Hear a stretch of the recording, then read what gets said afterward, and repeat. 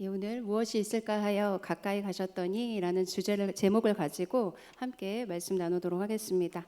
우리 말씀 나누기 전에 잠깐 우리 옆에 있는 분들하고 인사 먼저 하겠습니다. 오늘은 이렇게 인사하실게요.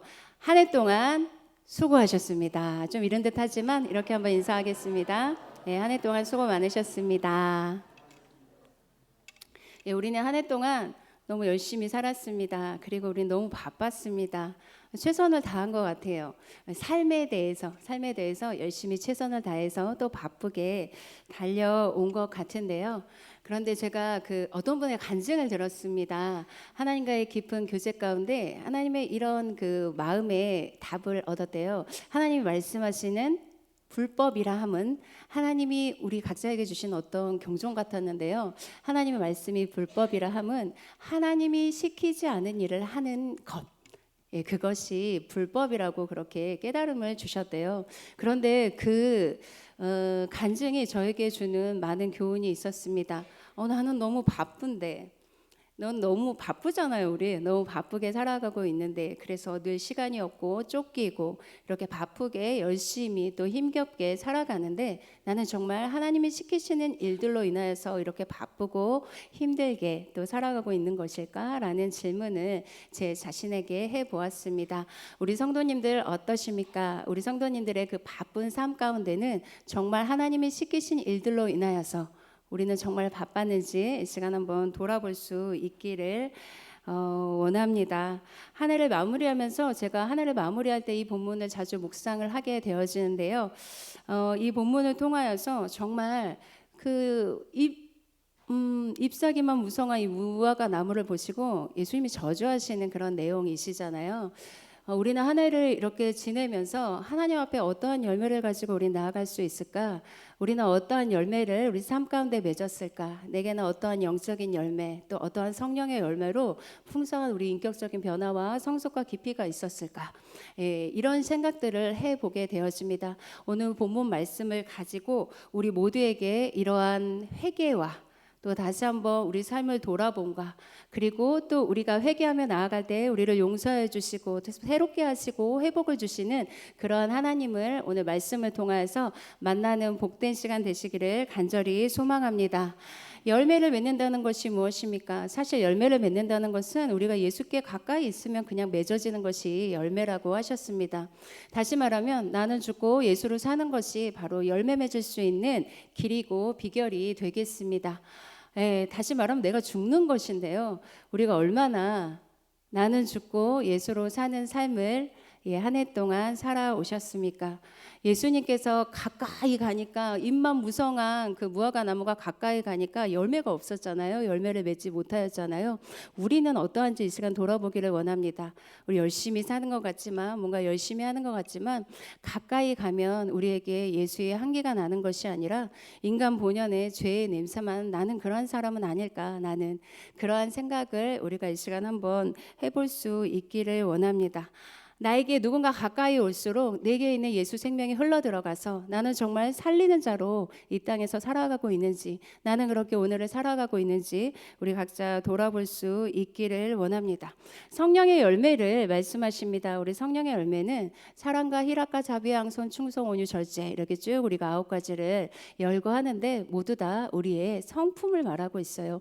성령이 우리 안에 충만히 거하시면 우리의 성품이 변하게 되어집니다. 우리의 인격이 예수님의 격으로 변화가 되어지게 되지요.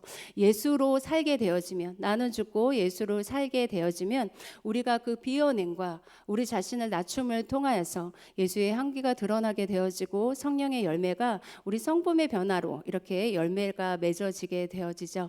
그런데 이 한 해 동안 내게는 얼마나 그런 변화가 있었을까? 내게는 얼마나 그런 비워짐의 은혜가 있었을까? 얼마나 내려놓는 그러한 은혜의 결단들이 내게 있었을까? 난 얼마나 더 깊어지고 주님 닮은 모습으로 정말 예수의 향기가 나는 사람으로 얼마나 성숙과 성장이 있었을까? 이런 생각들을 요즘에 좀 많이 해보게 되는 것 같습니다. 그렇게 겸허히 말씀 앞에 서서 우리 자신을 돌아보고 하나님 앞에 회개하고 그렇게 우리가 안 됨을 알고 내가 죄인임을 알고 다시 하나님의 은혜를 구하며 또 새로운 우리 새해를 향하여서 하나님을 향하여서 더 가까이 가기를 결단하시는 그러한 저와 여러분 되시기를 간절히 소망합니다.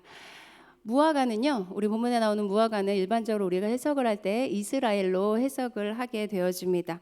유명한 무화과 나무 저주 사건이 기록이 되어져 있습니다. 이 무화과 나무 저주 사건이 언제 기록이 되어져 있는지 우리 본문을 통해서 확인해 보겠습니다. 우리 12절이요. 우리 12절 말씀 같이 한번 읽어보겠습니다. 이튿날 그들이 베다니에서 나왔을 때 예수께서 시장하신지라. 아멘. 이튿날, 어떤 이튿날일까요? 예수님께서 예루살렘 입성하신 종료주일을 말하고 있어요. 바로 앞에 기록이 되어져 있는데 그 다음 날입니다. 이제 며칠이 지나면 예수님께서 유월절 어린 양으로서 십자가에 죽으십니다. 한 4일 정도 전의 일이라고 우리가 가늠해 볼 수 있겠습니다. 그때 일어난 일을 기록을 하고 계십니다.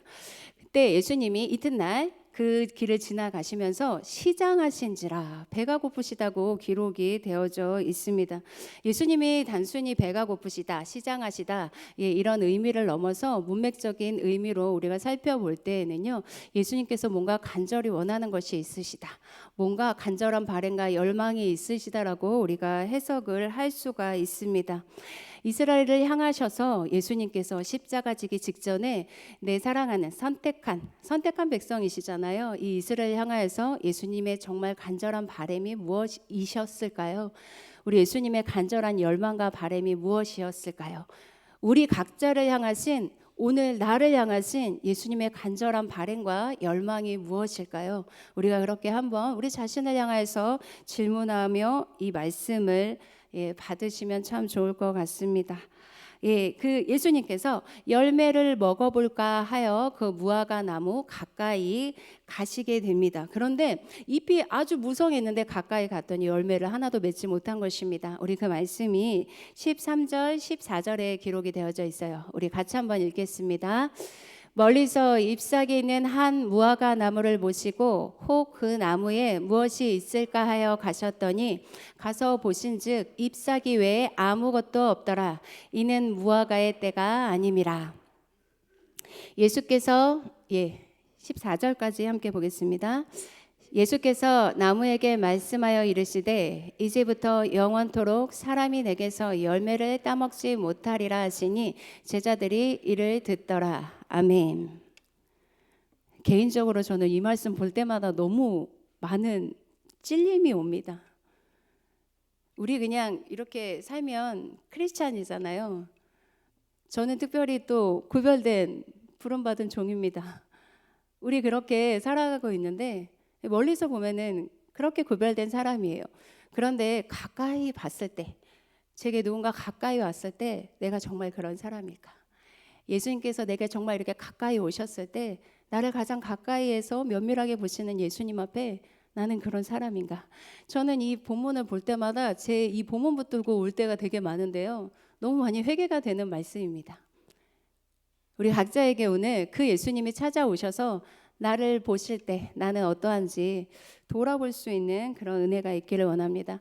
예수님께서 이 열매 없는 무화과 나무를 저주하셨습니다. 저주하셨고, 그런데 이상한 말씀이 있죠. 열매의 때가 아니라는 거예요. 열매의 때가 아닌데 예수님은 왜 저주하셨을까요? 우리가 이 본문을 이해하기 위해서는요, 우리 두 가지 좀 단어를 이해를 하셔야 되는데, 같은 무화과라고 기록이 되어져 있지만 다른 의미의 무화과 나무예요. 무화과 나무는 이스라엘에서 무화과 나무는 3번 내지 5번 정도 열매를 맺는다고 해요. 우리 첫 번째 맺는 그 무화과 나무를요, 파게라고 합니다. 단어가 달라요. 첫 번째 열매 맺는 무화과는 파게라고 하고 그 다음부터 맺어지는 그 무화과 나무를 테헤나라고 합니다. 단어가 다르게 쓰이고 있다라는 것을 먼저 우리가 전제하셔야지 이 말씀이 이해가 되실 수 있어요. 첫 번째 맺어지는 이 무화과 나무 파게는요, 따서 버리는 용도예요. 당도가 없고 맛이 없기 때문입니다. 때로는 가난한 자들이 따갈 수 있도록 허용하는 그런 열매예요. 그것이 바로 예, 파괴입니다. 파괴. 예, 예수님께서 저주하신 것은요, 이 파괴예요. 파괴. 그런데 처음 이 파괴를 맺지 못한 무화과는 태에나를 맺을 수가 없어요. 첫 열매를 맺지 못한 무화과는 그 다음에 열매 또한 맺을 수 없다라는 것입니다. 예, 첫 번째 이 파괴를 향하여서 예수님께서 열매 맺지 못함에 대해서 예, 저주하셨고 저주하신 대로 예, 영원히 그 나무는 열매를 맺지 못하게 되는 상황을 우리가 보게 되어집니다. 예, 그런데 꼭 왜 예수님께서 굳이 이런 퍼포먼스와 이런 상황을 연출하셨을까요? 라고 했을 때 정말 배고픈데 나는 이제 며칠 있다가 십자가 질 건데 예수님이 너무 화가 나서 그렇게 하셨을까요? 이렇게 해석하는 사람들도 있어요. 그런데 그것이 아니라 우리 예수님께서 이스라엘을 향하여서 주시는 메시지가 분명히 있다라는 거죠. 이 열매를 맺지 못한 입만 무성한 이 이스라엘을 향하여서 그리고 영적 지도자들을 향하여서 예수님께서 분명히 주시고자 하시는 메시지가 있다라는 것을 우리는 확인할 수가 있는데 그 증거가 바로 15절에 기록이 되어져 있습니다. 우리 15절 말씀 같이 한번 읽어보시겠습니다. 그들이 예루살렘에 들어가니라. 예수께서 성전에 들어가서 성전 안에서 매매하는 자들을 내쫓으시며 돈 바꾸는 자들의 상과 비둘기 파는 자들의 의자를 둘러엎으시며. 아멘. 이스라엘 영적 지도자들을 향하여서 예수님께서 하시는 메시지인 것을 우리가 발견을 하게 되어집니다. 너무나 하나님의 큰 은혜를 받은 자들, 겉으로 보기에 너무 화려한 자들, 그러나 영적인 허례와 허식에 빠져 있는 자들, 하나님이 시키지 않은 일을 하는 불법을 행하는 자들, 그들을 향하여서 예수님이 주시고자 하셨던 메시지가 있는 것입니다. 우리 각자에게 들려주시는 음성이 있기를 간절히 소망합니다. 우리 모두 다 예수님의 영적 이스라엘이잖아요. 우리를 향하신 하나님의 메시지가 성경을 통하여서 말씀을 통하여서 성령 안에서 각자에게 들려주실 수 있기를 간절히 소망합니다. 말씀하신 대로 무화과 나무는 말라버렸어요. 말라버렸어요. 이 제자들이 이 상황을 보고 너무나 깜짝 놀라게 되어지지요. 그것이 21절에 기록이 되어져 있습니다. 우리 21절 말씀도 같이 한번 읽어보겠습니다. 베드로가 생각이 나서 여짜오되 라삐어 보소서 저주하신 무화과 나무가 말랐나이다. 아멘. 예수님께서 말씀하셨고 선포하신 그대로 되어졌습니다. 그런데 베드로가 깜짝 놀랐죠. 예, 깜짝 놀랍니다. 우리 제자들은 예수님이 하신 일들을 말씀하신 대로 되는 건데 자꾸 놀랍니다. 이것이 바로 우리의 모습입니다. 말씀하신 대로 되어졌어요. 무화과 나무가 말랐습니다. 근데 예수님께서 동문서답 같은 대답을 하세요. 이렇게 말씀하십니다. 22절입니다. 22절 같이 읽겠습니다. 예수께서 그들에게 대답하여 이르시되 하나님을 믿으라. 아멘. 이것이 무슨 말씀이십니까? 예수님 진짜 말랐어요. 예수님께서 말씀하신 대로 그대로 되었어요. 이렇게 말할 때 예수님께서 제자에게 베드로에게 이렇게 말씀하시는 것입니다. 믿으라고. 너희는 하나님을 믿으라. 이렇게 말씀하십니다. 좀 더 구체적으로 이렇게 설명을 해주시는데요. 24절입니다. 우리 24절 말씀 같이 한번 읽겠습니다. 그러므로 내가 너희에게 말하노니 무엇이든지 기도하고 구하는 것은 받은 줄로 믿으라. 그리하면 너희에게 그대로 되리라. 아멘. 기도하면 주님께서 그대로 되게 하시는 줄로 믿습니다. 정말 믿으시는지요? 아멘이시죠? 예, 믿고 구한 것은 받으라고 말씀하고 계십니다. 좀 하나님을 믿으라는 것입니다. 우리가 기도하고 기도한 대로 그렇게 이루어 주실 하나님을 향한 믿음을 요구하고 계세요. 저는 오늘 이 본문 말씀을 통하여서 여러 가지 이제 질문들을 제 자신에게 해보면서 그리고 주셨던 은혜를 함께 나누길 원하는 것은 한 해를 돌아보아 우리 열심히 달려왔는데 왜 열매가 없을까? 라는 질문을 한번 같이 나누어 보고 싶습니다. 왜 우리 안에 영적인 열매가 맺혀지지 않았을까요? 왜 우리의 성품이 변화가 되지 않았을까요? 우리는 왜 영적인 더 깊이가 있어지지 않았을까요? 우리에게 어떤 보여지는 열매들이 왜 없을까요? 우리 이 질문을 스스로 우리 자신에게 해볼 수 있기를 원합니다. 제 자신에게 한 질문이에요. 제가 한 해를 마무리할 때마다 늘 생각하는 건데 나는 왜 지난 해하고 똑같은 것 같지? 이런 질문이요. 난 더 왜 변하지 않은 것 같지? 난 왜 더 성숙해진 것 같지 않지? 내 신앙은 왜 더 깊어진 것 같지 않지? 나는 왜 하나님과 더 깊이 교제하지 못하고 있는 것일까? 왜 변화가 없는 것일까? 왜 이러한 열매가 우리 안에 맺혀지지 않을까? 라는 질문이 우리 안에 있기를 간절히 소망합니다.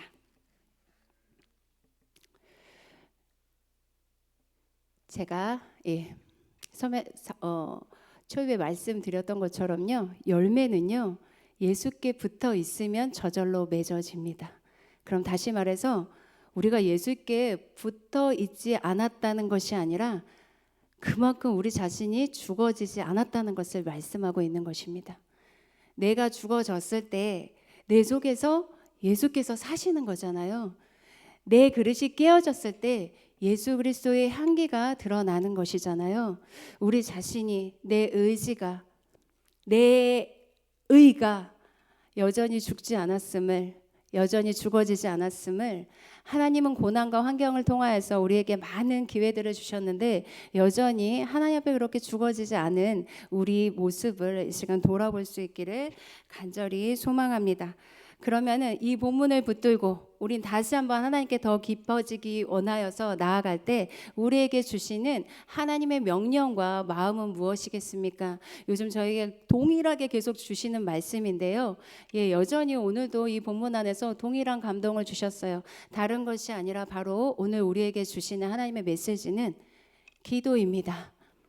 더 깊은 기도, 더 많은 기도, 더 하나님과 더 가까워질 수 있는 그런 기도, 이것을 우리 주님께서 말씀하고 계신다라는 마음의 확신을 저는 말씀을 붙들고 더욱더 강하게 응답으로 받는 시간이었는데요. 오늘 우리 모든 성도님들 가운데도 이러한 그런 감동과 마음의 결단, 기도의 결단이 우리 모두에게 있기를 간절히 소망합니다. 이 성전에 물건 팔고 매매하는 자들을 내쫓으시면서 예수님께서 하신 말씀은 내 집은 만민이 기도하는 집이라고 말씀하십니다. 교회는 기도하는 곳이에요. 하나님을 예배하는 곳입니다. 우리 이곳에서 기도할 수 있는 저와 여러분이 되시기를 간절히 소망합니다. 우리가 새해를 생각하시면서 새해를 우리가 꿈꾸시면서 어떤 희망적인 생각보다는 새해를 향한 걱정들이 많이 있을 줄로 압니다. 우리 극심한 경제적인 대란이 예고되고 있잖아요. 혁명이라고도 말할 수 있는 그런 새로운 시대가 도래하고 있습니다. 영적인 양극화 현상이 너무 크게 드러나고 있어요. 코로나를 지나면서 우리의 믿음의 색깔이 많이 변질된 것을 고백할 수밖에 없습니다. 우리는 이러한 때에 하나님이 각자에게 주시는 메시지가 저는 너무나 동일하고 분명할 것이라고 생각이 되어집니다. 우리는 왜 이렇게 날마다 바쁠까요? 우리는 날마다 왜 이렇게 바쁘고 열심히 하고 열심히 뛰어가야 될까요? 이것이 바로 세상의 시스템이잖아요. 우리가 창세기에서 보았던 바벨론의 시스템입니다. 그 안에서 우리는 열심히 살고 최선을 다하고 바쁘게 살고 더 위로 올라가기 위해서 열심히 노력을 하지만 그래서 얻는 것이 결국은 우리는 시간이 없다라는 그런 결론을 얻게 되어집니다. 그래서 성경 한 장 읽을 시간도 없고 시간을 내서 하나님께 깊이 교제하면서 기도할 수 있는 그런 시간들을 자꾸 빼앗기고 있다라는 거예요. 그래서 제가 요즘에 만나는 모든 분들에게 권면하고 말씀드리는 것이 바로 이것입니다. 우리가 이 시간에 끌려가게 되면은 한도 끝도 없이 끌려만 다니게 될 것 같아요. 그래서 우리가 하나님의 자녀로서 이 세상을 다스릴 자들로 우리가 부르심 받았는데 시간을 선점하자라는 말씀을 드리고 싶습니다. 우리 모두에게 동일하게 주신 24시간은 일하는 이 한 하루의 시간 가운데 나는 이 시간만큼은 하나님과 독대하겠다. 내가 이 시간만큼은 절대 그 어떤 것과도 빼앗기지 않겠다라는 이 시간의 선점이 우리에게 있어야 될 것이라고 믿습니다. 이 시간만큼은 내가 하나님의 말씀을 통해서 주님을 만나고 하나님과 깊이 교제하는 기도를 드리고 이 시간만큼은 절대 내가 타이밍을 해놓고 빼앗기지 아니하리라. 이랬을 때 이 시간만큼은 완벽하신 하나님의 나라가 되어질 줄로 믿습니다. 저도 내년에는 시간을 정했어요. 하나님 앞에 기도하면서 시간을 선점했습니다. 이 시간만큼은 내가 세상에 빼앗기지 아니하리라. 어떤 상황 가운데도 빼앗기지 아니하리라. 이 시간을 제가 결정하고 결단한 순간 하나님이 너무 기뻐하시고 성령이 너무 저의 이 고백을 정말 기쁘게 받아주셨다라는 그런 마음의 응답을 받았습니다. 모든 성도님들 가운데도 그러한 결단이 있고 올 한 해를 그렇게 돌아보고 새해를 기도의 결단으로 하나님 앞에 나아가실 수 있는 그런 은혜가 우리 모두에게 있기를 간절히 소망합니다. 아멘. 기도하시겠습니다. 하나님 감사합니다. 오늘도 말씀 앞에서 우리 자신을 돌아보고 또 말씀을 통해서 새로운 결단을 하나님 드릴 수 있도록 인도하여 주신 하나님의 은혜 너무나 감사를 드립니다. 오직 말씀을 붙들고 날마다 승리함으로 나아갈 수 있는 저희들의 삶이 될 수 있도록 주님 인도하여 주시옵소서. 감사드리며 예수님의 귀하신 이름으로 기도드리옵나이다. 아멘.